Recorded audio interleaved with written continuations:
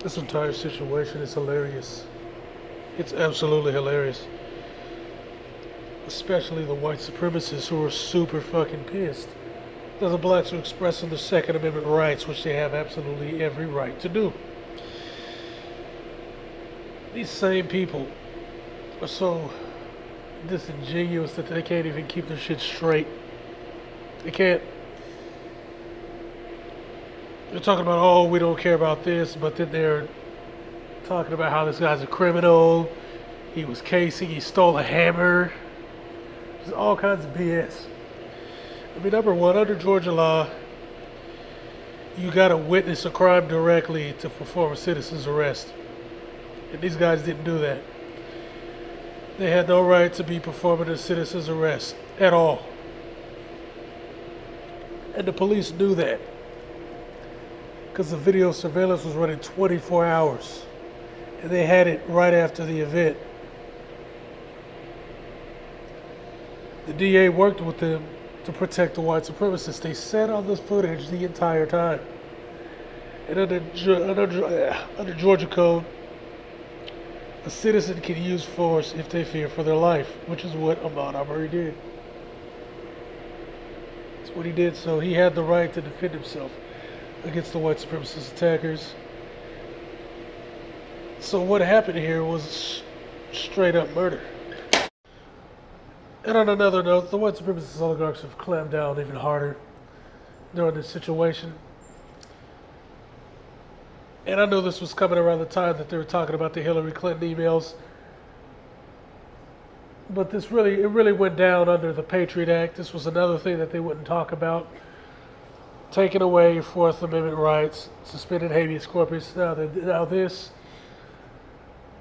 essentially what they've done, and Bernie did it via absenteeism, is they can search your internet history.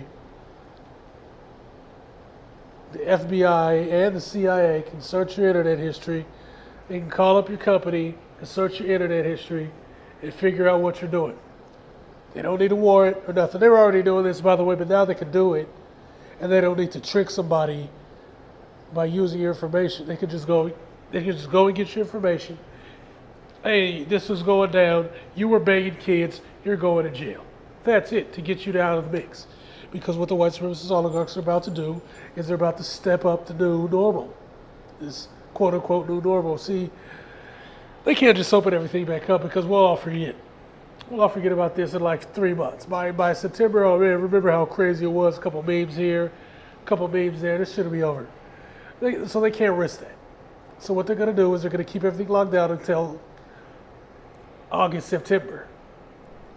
Then they're going to gradually open stuff, and then all of a sudden millions of people are going to get killed. This is their projection, by the way.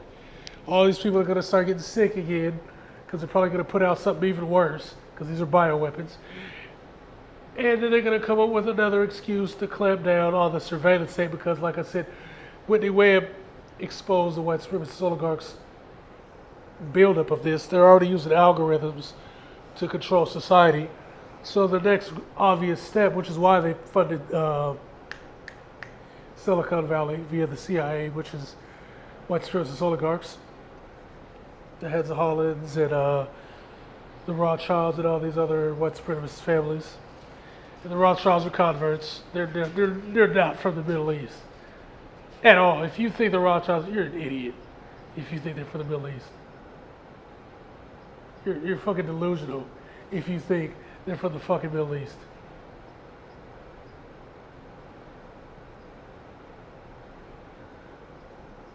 Now, these guys are clamping down.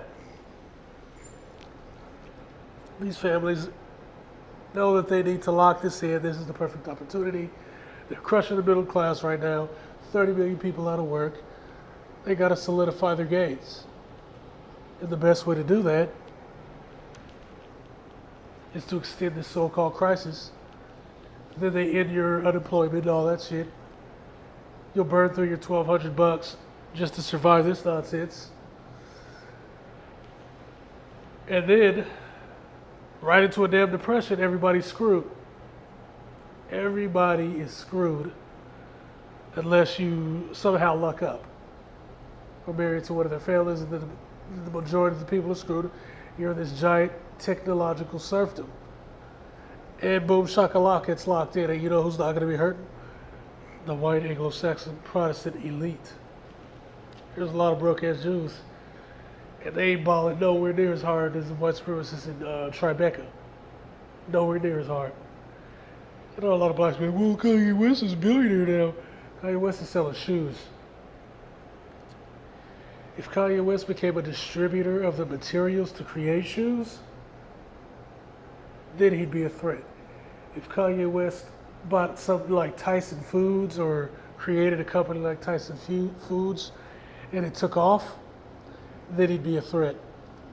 It's about supply chains, distribution, trade, power, control. These are the things that matter. And the ability to physically defend and protect those interests. See a lot of blacks say shit like, well, we need to move like the Jews move.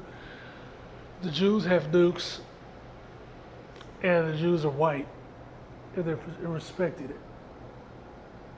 They're respected as white people. So, for instance, if they're to, say, open up a beef company and distribute the beef to their own community and then sell it via, I don't know, Mozambique to North Korea and Iran, because of a technicality, the white supremacist oligarchs will respect the technicality and they'll go along with it and let them reap the benefits. If they don't respect you, as soon as you open a company, they're going to pull out the ordinances. They're going to create a situation where you can't operate. And the other races are going to help them do it. Like those black girls in California who opened the hair care shop. The hair care shop blew up. So what happened? The supply companies, run by Koreans and East Indians, cut them off, would not sell to them at all, and choked them out. See, this is a race war. And not only is it a race war, it's a war of the people by the white supremacist oligarchs. Pedestrian white supremacists basically lie to themselves to feel better about the situation. But they're deluding themselves. They don't want to believe that their own people created a system to have a class gap so wide and that there's nothing but royalty and serfs like in old Europe. And that they'll be right back on the bottom with the niggas. Because the elite are back where they need to be. They're protected by super armies, super weapons. They're good. Right now they're in Montenegro, in Monaco, they're chilling. It don't affect them. They're not getting put on ventilators. They'll get the proper care that they need. They'll have their cartilages built up so that they don't have heart attacks. And they'll go on their merry way.